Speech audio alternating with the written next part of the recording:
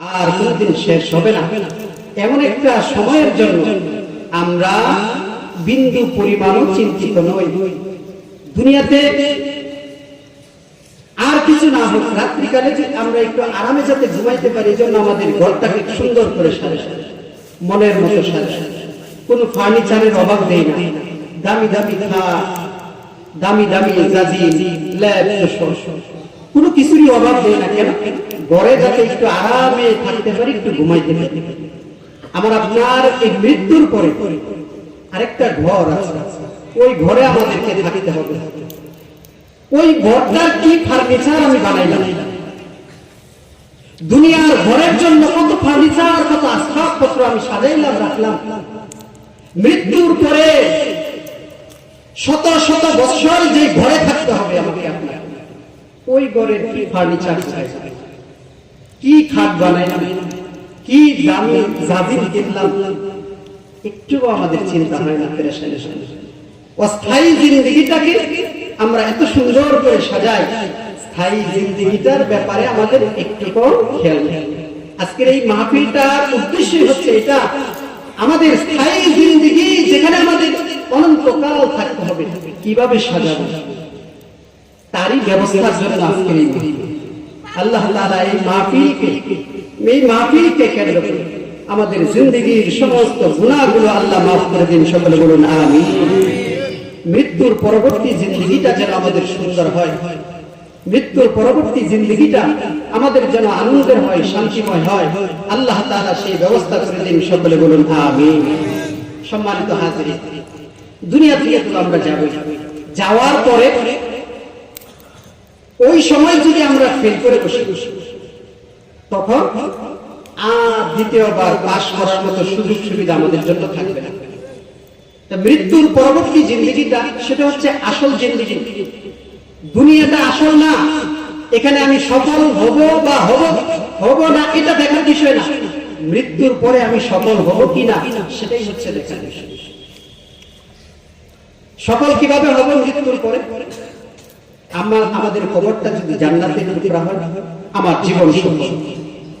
আমার হাসরটা যদি নবীদের সাথে হয়, সাহাবীদের সাথে হয়, আমার জীবন সফল। আমার আমলনামা যদি ডান হাতে দেয়, আমার জীবন সফল। আমার ওজনের নেক বদির ওজন যে হবে, মিজানের পাল্লাটা, নেকির পাল্লাটা যদি আমার নিচের দিকে যায়, ওজন বেশি বাইরে যায়, তাহলে আমি সফল। পৌঁছে রাতটা যদি আমি বিজলির গতিতে পার হতে পারি, তাহলে আমার জীবন সফল। আল্লাহ তাআলার নাজ নিয়ামতপূর্ণ স্থায়ী সুখের ঠিকানা জান্নাত যদি আমি পেয়ে যাই, তাহলে আমার জীবন সফল হবে, অন্যথায় কখনোই সফল হবে না।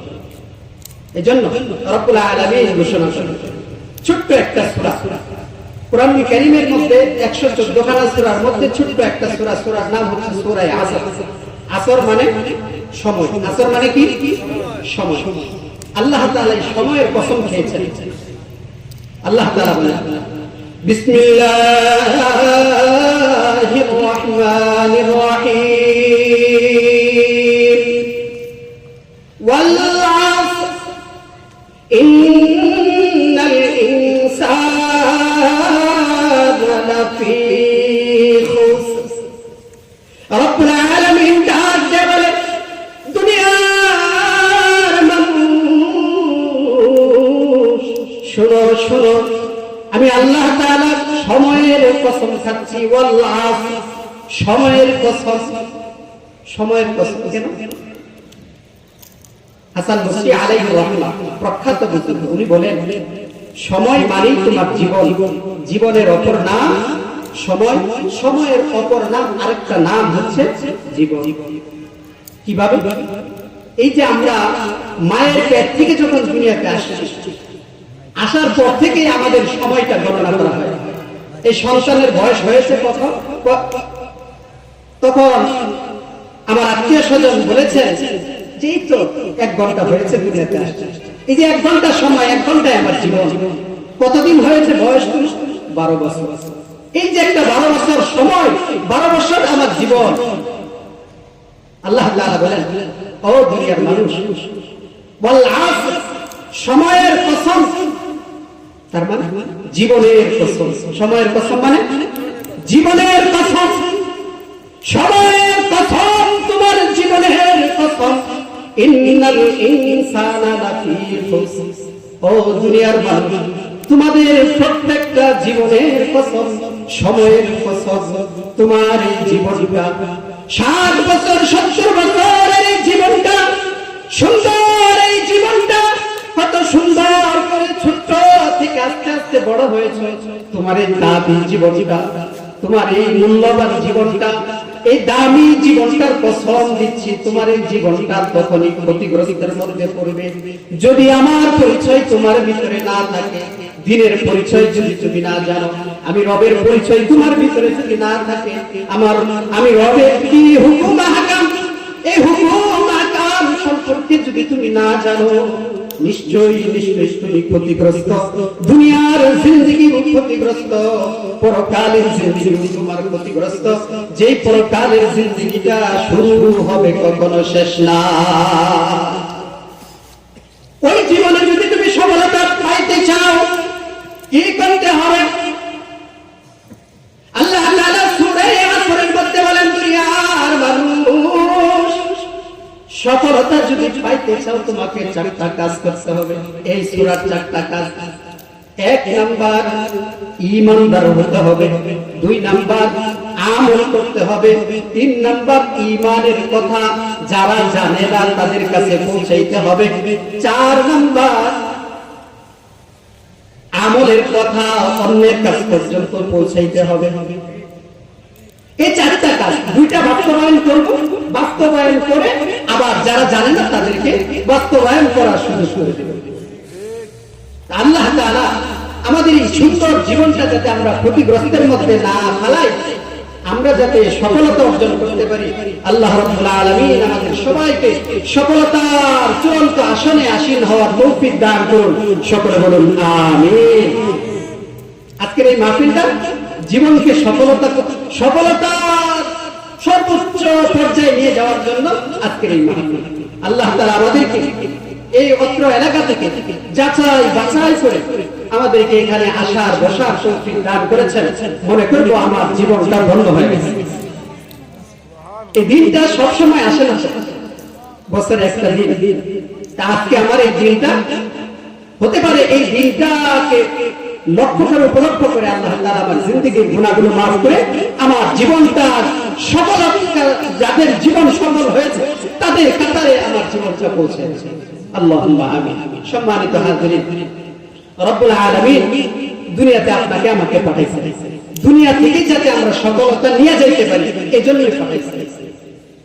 পরকালীন সফলতা, কারণ পরকালীন জিন্দেগির শুরু হবে, শেষ হবে।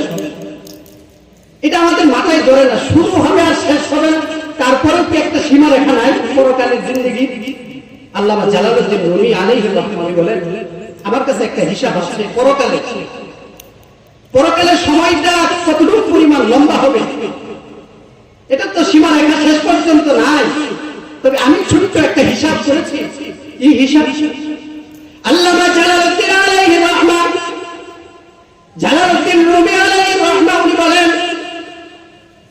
আসমান থেকে জমিন পর্যন্ত যদি গোটা পৃথিবী খালি থাকে, কোনো গাছপালা নাই, কোনো কিছুই নাই, সমান, আসমান থেকে জমিন পর্যন্ত গোটা পৃথিবী খালি, এই খালি পৃথিবীর মধ্যে যদি সরিষা ধারা ধারা ভরপুর থাকে, জমিন থেকে আসমান পর্যন্ত সরিষা ধারা দিয়ে ভরপুর, জালালউদ্দিন রুমি বলেন, প্রথম আসমান, দ্বিতীয়, তৃতীয়, চতুর্থ, পঞ্চম, ষষ্ঠ, সপ্ত আকাশের উপর থেকে যদি একটা পাখি জমিনের মধ্যে আসে, সপ্ত আকাশের উপর থেকে একটা পাখি জমিন থেকে যদি ছোট্ট একটা সরিষার দানা দিয়ে আবার উড়াল দেয়, আবার প্রথম আসমান, দ্বিতীয়, তৃতীয়, চতুর্থ, পঞ্চম, ষষ্ঠ, সপ্ত আকাশের উপরে দিয়া যদি এই সরিষা দানাটা রাখার পরে তার যে কষ্ট হয়েছে, রেস্ট করার জন্য, জিরানোর জন্য যদি 70,000 বছর সেখানে রেস্ট করে, কতদিন?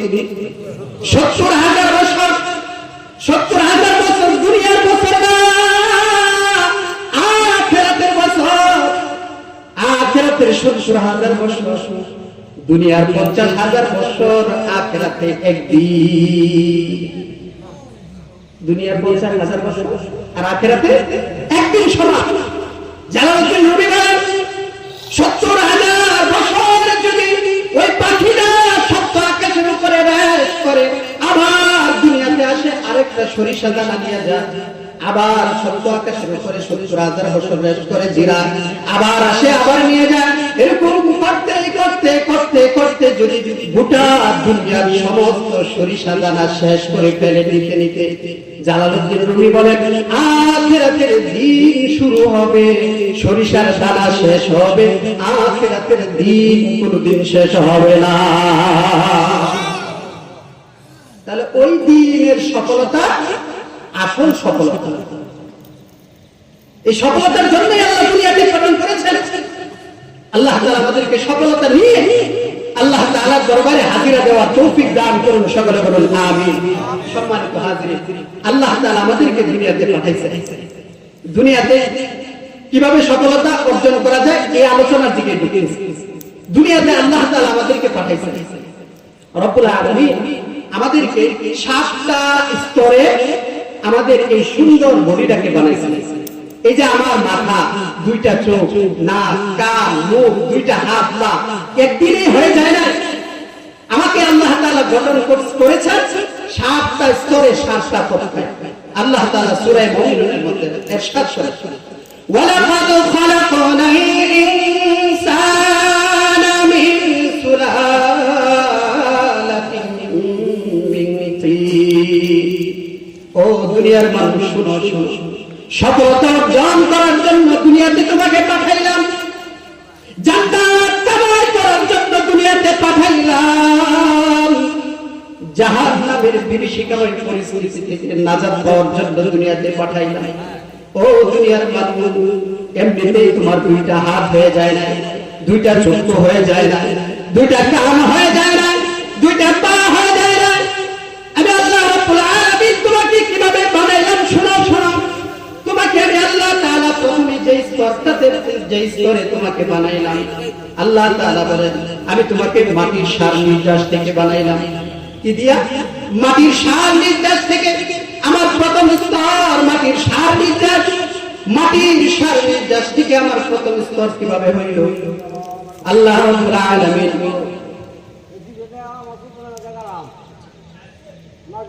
ঠিক আছে, এক ভাই 200 টাকা দান করেছেন। দোয়া করি আল্লাহ তাআলা যেন ভাইয়ের মনের নেক মাকাসেদ গুলো পূর্ণ করুন, সকলে বলুন আমিন। যে উদ্দেশ্য যে মাকসাদ নিয়ে দিয়েছেন আল্লাহ তাআলা সেই উদ্দেশ্য সেই মাকসাদকে পূর্ণ করুন, সকলে বলুন আমিন। রব্বুল আলামিন ঘোষণা করেন এই মাটি থেকে বিভিন্ন জিনিস আমি উৎপাদন করি। মাটি থেকে মাটির ভিতরে যখন একটা ধানের চারা জালা তোমরা ক্ষেতের মধ্যে রোপণ করো, লাগাও, আমি আল্লাহ তাআলা এই জালাকে আস্তে আস্তে বড় করতে করতে একটা পর্যায়ে এর ভিতরে আমি ধান দেই। ধান থেকে চাল হয়, ওই চাল তোমার আব্বাকে খাওয়াই, তোমার আম্মাকে খাওয়াই। ভাত হিসাবে আমি আল্লাহ তাআলা মাটি থেকে ডাল উৎপাদন করি, আলু উৎপাদন করি, পেঁয়াজ উৎপাদন করি, বিভিন্ন ধরনের শস্য উৎপাদন করি, বিভিন্ন ধরনের ফল ফুল উৎপাদন করি।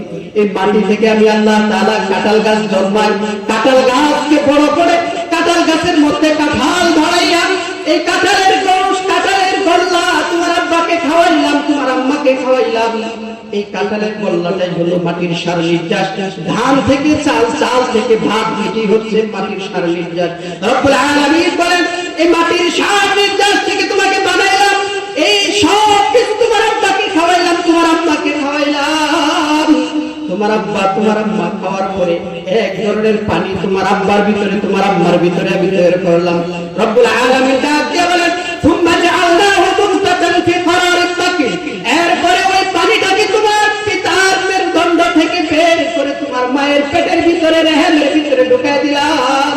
তারপরে দ্বিতীয় স্তর হয়ে গেল, পানিটা রেহেমের ভিতরে ঢুকে গেল, আমার মায়ের পেটে চলে গেল, মায়ের পেটে গেলাম। এই দ্বিতীয় স্তর, 3 নাম্বার স্তর আল্লাহ তাআলা বলেন সুম্মা জাআলনাহু নুতফাতান ফি করারিন মাকিন সুম্মা খালাকনান নুতফাতা আলাকা। 3 নাম্বার স্তর আল্লাহ রাব্বুল আলামিন সেই পানিটাকে জমাট রক্তে পরিণত করলেন। কি বানাইছেন? জমাট রক্ত বানাইছেন, এরপরে গোশত বানাইছেন, এরপরে গোশতের ভিতরে হাড় দিছেন, হাড় বানানোর পরে আবার আল্লাহ তাআলা সুন্দর গোশত চামড়া দিয়া ছাউনি দিয়েছেন। 6 নম্বর স্তর, 7 নম্বর স্তর হলো আল্লাহ তাআলা আপনার ভিতরে আমার ভিতরে আল্লাহর একটা হুকুম রূহ ঢুকে দিয়েছেন, আমার জীবন আমার ভিতরে চলে আসছে। সুবহানাল্লাহ। রব্বুল আলামিন বলেন, দুনিয়ার মানুষ তোমাকে 7টা স্তরে বানাইলাম। ও দুনিয়ার মানুষ, দুনিয়াতে তোমাকে আনছি শুধুমাত্র আমার পরিচয়টা তুমি দুনিয়া থেকে নিয়ে যাও। আলাম নাজআল লাহু আইনাইন, দুনিয়ার মানুষ, দুনিয়াতে তোমাকে নিয়ে আসলাম, মায়ের পেট থেকে নিয়ে আসলাম। আল্লাহ তাআলা ডাক দেবে, তোমার এই 3.5 হাত বডির ভিতরে সবচাইতে দামি যে সম্পদ আমার আপনার চোখ। চোখ নাই, দুনিয়ার সব অন্ধকার। আল্লাহ তাআলা বলেন, আলাম নাজআল লাহু আইনাইন, ও দুনিয়ার মানুষ, আমি তোমাকে তোমার মায়ের পেটের ভিতরে 7টা স্তরে বানাইলাম। দুনিয়ার সুন্দর সুন্দর জিনিস দেখার জন্য সব চাইতে দামি 2টা চোখ তোমাকে দান করলাম। চোখ দিয়ে কি করবা? চোখ দিয়ে আমার নাক দিয়ে আমার দেখবা, আমার কুদরত দেখবা, আমি যে কত কুদরত এই পৃথিবীর মধ্যে রেখেছি এগুলো দেখবা। দেখার পরে আমি আল্লাহর পরিচয় তোমার ভিতরে ঢুকবে। আল্লাহ তাআলা বলেন, ওয়ালিসানাও ওয়া শাতাতাইন, ও দুনিয়ার মানুষ, তোমার মনের ভাব, তোমার মনের দুঃখ, তোমার সুখ, তোমার আনন্দ, তোমার আবেদন নিবেদন প্রকাশ করার জন্য সবচাইতে বড় মাধ্যম আমি আল্লাহ তোমার ভিতরে একটা জবান দান করলাম, কথা বলার বাকযন্ত্র দান করলাম, নিজের আবেগটা প্রকাশ করতে পারো, কথা বলতে পারো, সব কিছু অপরের কাছে পৌঁছাইতে পারো। আমি আল্লাহ তোমাকে এমন একটা কথা বলার শক্তি দান করলাম। কেন দিলাম জানোনি? যাতে করে তুমি আমার গুণগান তোমার জবান দিয়া করতে পারো। দুনিয়ার মানুষ 7টা স্তরে আল্লাহ তাআলা দুনিয়াতে আমাকে আলো বাতাস দেখিয়েছেন, এনেছেন।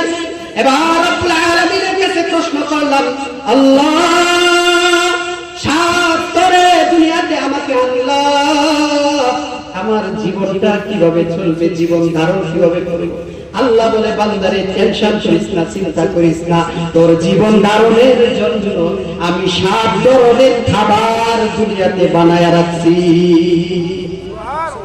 7 স্তরে দুনিয়াতে আইলাম, এবার দুনিয়াতে জীবন কিভাবে যাপন করব? জীবন তো আমাদের থাকতে হবে, তারপরে তো আল্লাহর পরিচয় আমরা পাবো। আল্লাহ বলেন, তোমার জীবন ধারণের জন্য দুনিয়াতে তুমি আসার আগেই 7 ধরনের খাবার বানায় রাখছি। সুবহানাল্লাহ। 7 তক্কায় আইলাম, 7 ধরনের খাবার এখন খাবো। সূরা আবাসা আল্লাহ বলেন, ফাআবাদনা বিহি, আল্লাহ রাব্বুল আলামিন সূরা আবাসার মধ্যে বলেছেন, ও দুনিয়ার মানুষ, তোমাকে 7 তক্কায় দুনিয়াতে আনছি, 7 ধরনের খাবার তোমার জন্য বানাইলাম। এই 7 ধরনের খাবার খাইবা, আমি আল্লাহ তাআলা 7 ধরনের খাবার তোমার জন্য বানাইলাম। 7 ধরনের খাবার খাইয়া জীবনটা যাপন করবা, জীবনটা ধারণ করবা। এইবার আল্লাহর কাছে প্রশ্ন করলাম, আল্লাহ এখন আমার কি কাজ? প্রশ্নটা কি? এখন আমার কি কাজ? 7 তক্কায় দুনিয়াতে আসলাম, 7 ধরনের খাবার খাইলাম।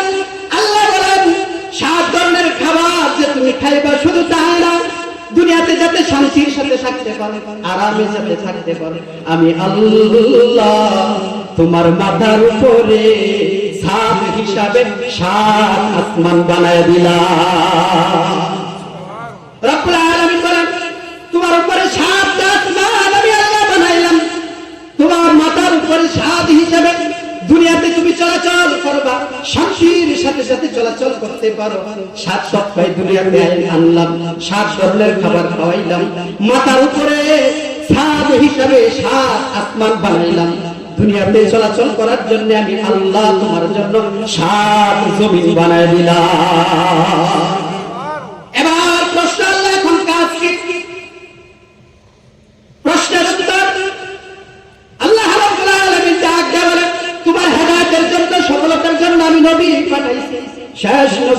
নবীদের সরদার আকে নামদার তাজদার মদিনা মুহাম্মদুর রাসূলুল্লাহ সাল্লাল্লাহু আলাইহি ওয়াসাল্লামের কথাকে ফলো করো। হাদিসকে মানো। রাসূলুল্লাহ সাল্লাল্লাহু আলাইহি ওয়াসাল্লামের হাদিসে গেল, রাসূলুল্লাহ সাল্লাল্লাহু আলাইহি ওয়াসাল্লাম বলেন, এবার তোমার কাজ 7 সপ্তাহে আসলা, 7 ধরনের খাবার খাইলা, মাথার উপরে 7 আসমান, তোমার পায়ের নিচে 7 জমিন। এবার তোমার কাজ শুরু কি? জিবরিল ফেরেশতা নবীর কাছে এসে জিজ্ঞাসা, হুজুর গো, আখবিরনি আনিল ঈমান। হুজুর ঈমান কি? ঈমান আমাকে শিক্ষা দেন। ঈমান কাকে বলে আমাকে শিখায় দেন। নবী বলেন, ও ভাই, উপস্থিত সমস্ত সাহাবীদেরকে লক্ষ্য করে বলেন, ঈমান বিষয়ে জানতে চেয়েছো, তোমাকেও জানাই, সবাইকে জানাই, আদাওয়ালা গোটা পৃথিবী সব মানুষকে আমি জানাই। এইবার তোমার কাজ হইল 7টা জিনিসের উপর, 7টা বিষয়ের উপর তোমার বিশ্বাস স্থাপন করতে হবে। এবার আমার কাজ 7 বিষয়ের উপরে ঈমান থাকতে হবে, বিশ্বাস স্থাপন করতে হবে। নবী বলেন, 7 সপ্তাহে দুনিয়াতে আসছো, 7 ধরনের খাবার খাইলা, মাথার উপরে 7 আসমান, পায়ের নিচে 7 জমিন। এবার তোমার কাজ হইল ঈমানদার হতে হবে, মুমিন হইতে হবে। কিভাবে মুমিন হইবা? নবী বলেন, 7টা বিষয়ের উপরে তোমার বিশ্বাস স্থাপন করতে হবে। কয়টা বিষয়? 7টা বিষয়ের উপর তোমার বিশ্বাস স্থাপন করতে হবে। 7টা জিনিসকে তোমার ঈমান আনতে হবে। 1 নাম্বার, আনতুমিনা বিল্লাহ।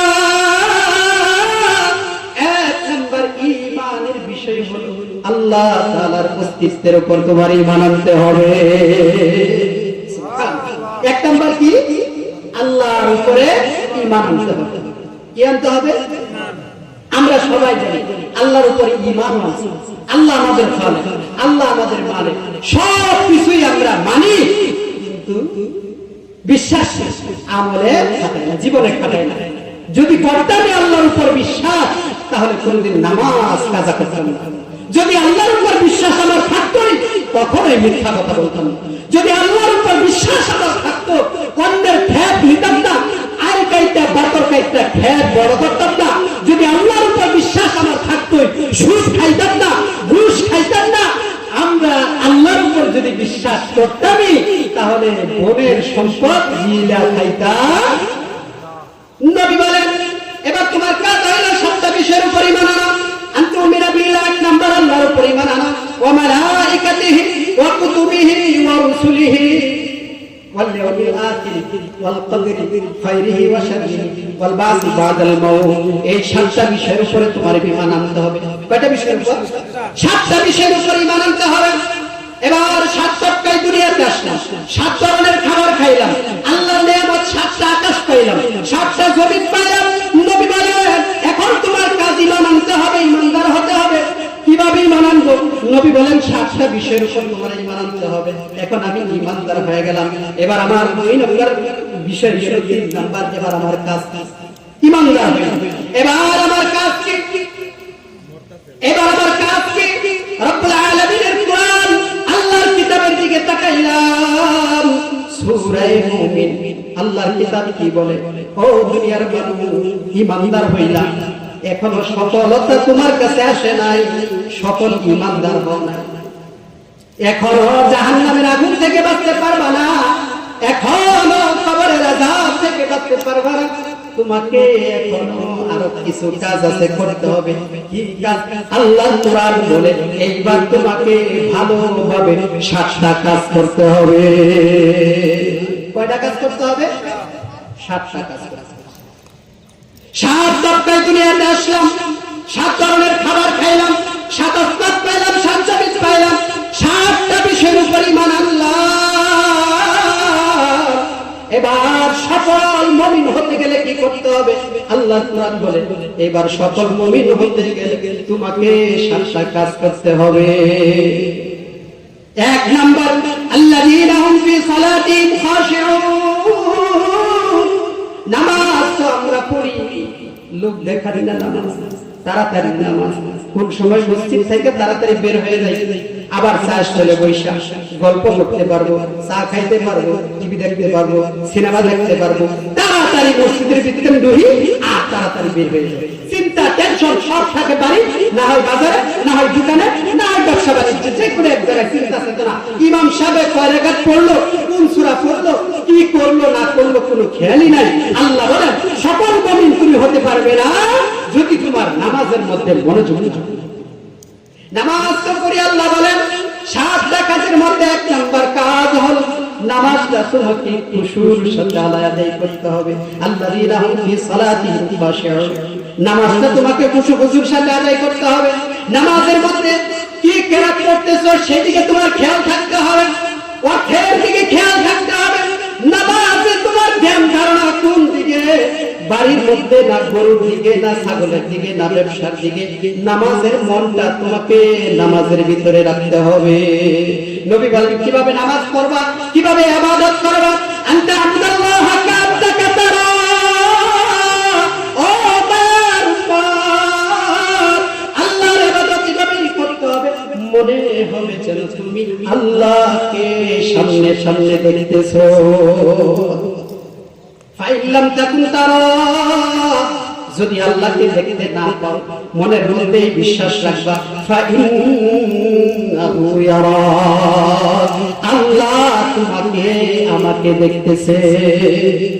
এভাবে যদি নামাজ আদায় করতে পারো তোমার এই নামাজ কবরের মধ্যে সাথী হবে। তোমার এই নামাজ তোমাকে জান্নাত পর্যন্ত পৌঁছায় দিবে। কারণ নবী বলেন as-সালাতু মিফতাহুল জান্নাহ, নামাজ হলো জান্নাতের চাবি। নামাজ কিসের চাবি? জান্নাতের। এখন তো একটু টেনশন, একটু পেরেশানি হইলে নামাজের কোনো খবর থাকে না। অথচ সাহাবীদের বেলা কি দেখা যায়, হামিদ আল্লাহ একজন বুজুর্গ সাহাবীর নাম, নামাজ পড়তে যাবে, জুমার দিন জুমার নামাজ আদায় করতে যাবে। এমন সময় ঘর থেকে আওয়াজ দেয় বিবি সাহেব, স্বামী গো কোথায় যাচ্ছেন?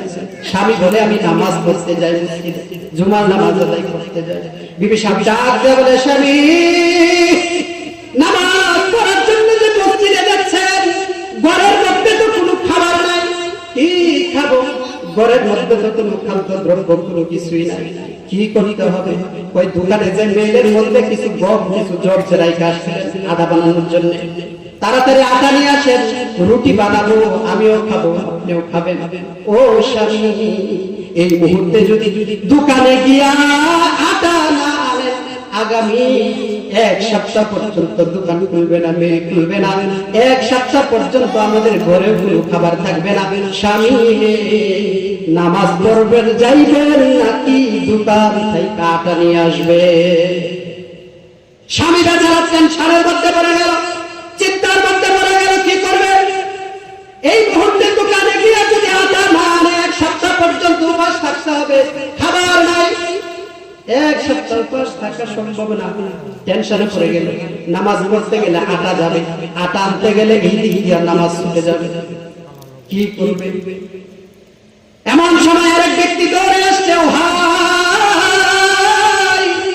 কোথায় যাচ্ছ তুমি? ডাক দিয়ে বলে নামাজ আদায় করার জন্য যাচ্ছি। তো ভাই ডাক দিয়ে বলে ও ভাই নামাজ পড়ার জন্য তো যাচ্ছ, তোমার যে জীবন যাপন করার জন্য তোমার যে একটা গাধা ছিল, একটা গাধা যে আছে, মানুষের বিভিন্ন জিনিস এই জায়গা থেকে ওই জায়গায় নিয়ে কিছু টাকা পয়সা কামাই করে, দেখে আসলাম তোমার গাধাটা জঙ্গলার দিকে চলে গেছে। ও ভাই এই মুহূর্তে যদি জঙ্গলা থেকে তোমার গাধা না নিয়ে আসো, জঙ্গলার হিংস্র জন্তু জানোয়ার তোমার গাধাকে খেয়ে ফেলবে। স্বামী বেচারা টেনশন করে গেল, কি করবে? নামাজে গেলে আটা যাবে, গাধাও যাবে, আটা আনতে গেলে গাধা যাবে, নামাজ যাবে, গাধা আনতে গেলে সব যাবে, নামাজও যাবে, ওই দুইটা খাবারও যাবে। টেনশনে পড়ে গেছে, কি করবে স্বামী বেচারা। এমন সময় আরেক ব্যক্তি খবর নিয়ে আসছে, ভাই কোথায় যাও? স্বামী বেচারা ডাক দিয়ে বলে নামাজ আদায় করতে যায়। ওই ব্যক্তি বলে ভাই আমার ক্ষেতের সাথে না তোমার ক্ষেত, পানির ব্যবস্থা শেষ ব্যবস্থা আমার কাছে আসছে, আমার ক্ষেতের মধ্যে পানি দিতেছি, এই মুহূর্তে তুমি যদি কি পানি না দাও আগামী 1 সপ্তাহ পর্যন্ত পানি দিতে পারবে না। তোমার ক্ষেতের মধ্যে যদি এক সপ্তাহ পানি না দাও, ফাইটটা ভাঙ্গি হয়ে যাবে। ফসল কাটা, ফসল ঘরে আনা তো দূরের কথা, ক্ষেতের মধ্যে কিছুই পাইবা না। স্বামী বেচারা টেনশনের মধ্যে পড়ে গেল, নামাজ আদায় করতে যাবে, ওই দিক দিয়ে দোকান বন্ধ হবে, আটা চলে যাবে, এক সপ্তাহ উপোস থাকতে হবে। নামাজ করতে গেলে গাদা যাবে, জীবন উপকরণ বন্ধ হয়ে যাবে। নামাজ করতে গেলে খেত যাবে, ক্ষেতের ফসল নষ্ট হয়ে যাবে। টেনশনে পড়ে গেছে, একটার চাইতে আরেকটার গুরুত্ব কম না। স্বামী বেচারা আবার তাওয়াক্কালতু আলাল্লাহ, আমাকে আপনাকে যে আল্লাহ বানাইছেন, খাদ্য দ্রব্য পানি ওই আল্লাহ ব্যবস্থা করবেন, আমার জীবন যাপনের যা যা দরকার সব তিনি ব্যবস্থা করবেন। ওই মালিককে যদি আমি রাজি করাইতে পারি, সব ব্যবস্থা গাইবে খাজানা থেকে পূরণ করবে কে?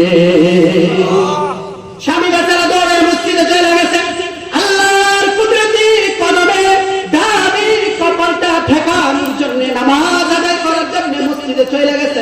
দুনিয়া চইলা যা, দুনিয়া চইলা যা, সব দেওয়ার মালিক আল্লাহ। একটা যাবে, 10টা দিবে, দেওয়ার মালিককে চিল্লায় বলেন না।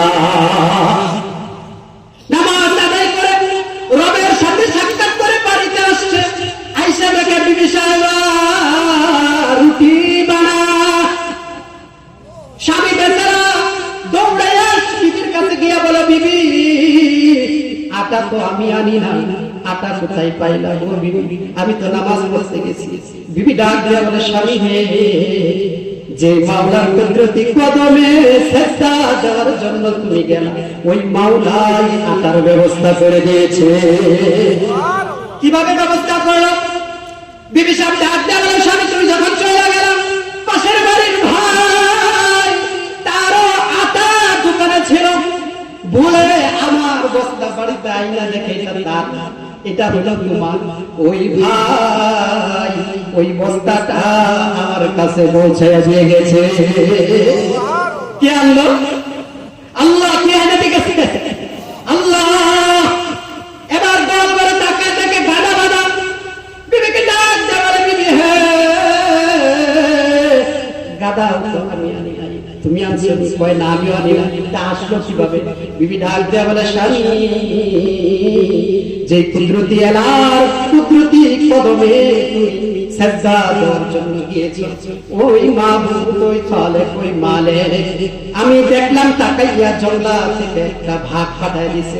ওই হিংস্র জানোয়ার আমার গাধাটাকে তাড়াইয়া তাড়াইয়া ডানে চলে যায়, ডান দিকে যায়, বামে চলে যায়, বাম দিকে যায়, তাড়াইয়া তাড়াইয়া খেদাইয়া খেদাইয়া আমার বাড়ি পর্যন্ত পৌঁছে দিয়ে গেছে। এবার ওই যে খেতওয়ালা দৌড়ে আসছে, ভাই তোমার আর ক্ষেতের মধ্যে যাওয়ার দরকার নাই। কেন? ভাই আমার ক্ষেতের মধ্যে পানি দিতেছি দিতেছি, ঘুমায় গেছি, হঠাৎ ঘুম থেকে উঠে দেখি আমারটাও হয়েছে, সাথে সাথে তোমারটাও হইয়া বাতর উঠছে, পানি যা। সুবহানাল্লাহ। নামাজ পড়তে গেলে যত ভেজালই থাকুক না কেন, ভেজালকে দূর করবে কে? চিল্লা বলেন না কে? সব ব্যবস্থা করবে কে? আল্লাহ। আপনার আমার হুজুর গো চাকরি করি, সময় পাই না, নামাজ পড়তে পারি না। হুজুর গো ক্ষেত ফলায় কাজ করি, সময় পাই না। হুজুর গো কত এই কাজ ওই কাজ, সময় পাই না। এই অজুহাত আল্লাহর কাছে চলবে না। 7 কাজের মধ্যে এক কাজ, আল্লাযীনা হুম ফি সালাতিহিম খাশিউন, খুশু খুজুর সাথে নামাজ পড়তে হবে। 2 নাম্বার, ওয়াল্লাযীনা হুম আনিল লাগবি মুরিদুন। 2 নাম্বার কাজ, যদি তুমি সফল হইতে চাও, জান্নাত কামাই করতে চাও, 2 নাম্বার কাজ হইল, দুনিয়ার মধ্যে অনর্থক যত কাজ আছে, অহেতুক যত কাজ আছে, যে কাজের ফায়দা দুনিয়াতেও নাই, পরকালেও নাই, এমন অনর্থক সব কাজ থেকে তোমাকে বেঁচে থাকতে হবে। কোন কাজ নাই, যে দোকানে বসে সারাদিন বক করতেই আছে। আল্লাহ রাব্বুল আলামিন বলেন, বান্দা তোমাকে বকবক করার জন্য দুনিয়াতে পাঠাই নাই, সাদের এই জীবনটাকে ধ্বংস করার জন্য পাঠাই নাই, এই জীবনটাকে শেষ করার জন্য দুনিয়াতে পাঠাই নাই। এই জীবনটার বড় দাম, জান্নাত কামাই করার জন্য তোমাকে পাঠাইছি। আল্লাহ বলেন, আল্লাযীনা হুম আনিল লাগবি মুরিদুন, অনর্থক যত কাজ আছে সব কাজ থেকে বাঁচিয়ে থাকতে হবে। 2 নাম্বার কাজ, তিন নাম্বার কাজ আল্লাযীনা হুম লিযাকাতি ফাইলুন, তিন নাম্বার কাজ যাকাত সম্পাদন করতে হবে। কি করতে হবে? যাকাত কি? আল্লাহর তরফ থেকে একটা ফরজ বিধান, আপনার সম্পদের একটা অংশ যাকাত আদায় করতে হবে। যাকাত যদি সম্পদের আদায় করেন, আপনার যাকাত, আপনার বাকি সম্পদ পবিত্র। মালের যেমনি ভাবে যাকাত আছে, তোমার জীবনের একটা যাকাত আছে। যাকাত মানে জীবনটাকে পরিষ্কার করতে হবে। যাকাত মানে হচ্ছে পরিষ্কার করা। যাকাত মানে কি করা? পরিষ্কার করা। সম্পদ পরিষ্কার করবে, তোমার নিজের জীবনটাকে পরিষ্কার করো। গুনার যত আসবাব আছে ছেড়ে দাও, যত গুনার কাজ আছে তোমাকে ছাড়তে হবে। আল্লাহ তাআলা বলেন ওয়াল্লাযীনা হুম লিযাকাতি ফাইলুন, যারা যাকাত সম্পাদন করে, যাকাত আদায় করে, নিজের মালের যাকাত আদায় করে, জীবনের যত গুনাহ আছে গুনাহ থেকে নিজেকে পবিত্র করে। তিন নাম্বার কাজ। চার নাম্বার কাজ ওয়াল্লাযীনা হুম লিফুরুজিহিম হাফিজুন, চার নাম্বার কাজ খুব ইম্পর্টেন্ট কাজ, খুব দামি কাজ এবং গুরুত্বপূর্ণ কাজ। এই একটা কাজ যদি আমরা করতে পারি তাহলে জান্নাত আমাদের জন্য নিশ্চিত। সুবহানাল্লাহ। কি? আল্লাহ তাআলা বলেন তোমাদের লজ্জাস্থানকে হেফাজত করতে হবে। কি করতে হবে? লজ্জাস্থানের হেফাজত। নবী বলেন মাইয়াজমানি মা বাইনা লাহিহি ওয়া মা বাইনা রিজলাইহি আজমাত লাহুল জান্নাহ।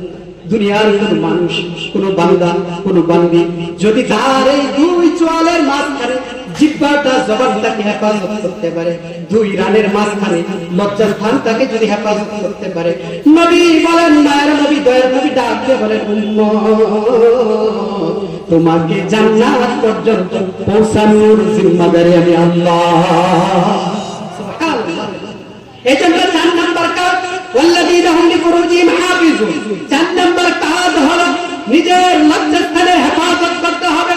ও ভাইরা আমার, পর্দার অন্তরালে অবস্থানরত সম্মানিত মা ও বোনেরা, নিজের লজ্জাস্থানের হেফাজত করুন। কারণ আরেকটা হাদিসের মধ্যে নবী বলেন, মা বোনদের জন্য বলেন, আইয়ুমা ইমরাতিন সাল্লাত সালাতাহা ওয়া সামাত শাহরাহা ওয়া হাফিজাত ফারজাহা ওয়া আতাআত বা'দাহা, মহিলারা যদি চারটা কাজ করতে পারে, নবী বলেন আল্লাহর আটটা জান্নাত ওই নারীকে ঢোকানোর জন্য প্রস্তুত হয়ে থাকবে। আইয়ুমা ইমরাতিন, কোন নারী যদি সাল্লাত সালাতাহা, পাঁচ ওয়াক্ত নামাজ আদায় করে, নফল পড়তে পারলো না, ফরজ নামাজ আদায় করলো, ওয়া সামাত শাহরাহা, নফল রোজা রাখতে পারলো না, শুধুমাত্র রমজান মাসের ফরজ রোজা রাখলো, ওয়া আতাআত বা'দাহা, আর যদি ঘরের স্বামীর অনুসরণ করতে পারে, ইতাআত করতে পারে, স্বামীকে যদি মানতে পারে। চার নাম্বার কাজ ওয়াহাফিজাত ফারজাহা, নিজের লজ্জাস্থানের যদি হেফাজত করতে পারে, দাখালাত মিন আবওয়াবিল জান্নাতি শাআ, জান্নাতের আট দরজা, আটটা গেটের যে গেট দিয়ে মনে চাইবে, মনে করবে আমি এই জান্নাতে ঢুকতে চাই, নবী বলেন এই নারী সেই জান্নাত দিয়ে ঢুকতে পারবে। তাহলে লজ্জাস্থানের হেফাজত খুব দামি জিনিস, ভেরি ভেরি মোস্ট ইম্পর্টেন্ট, খুব দামি জিনিস।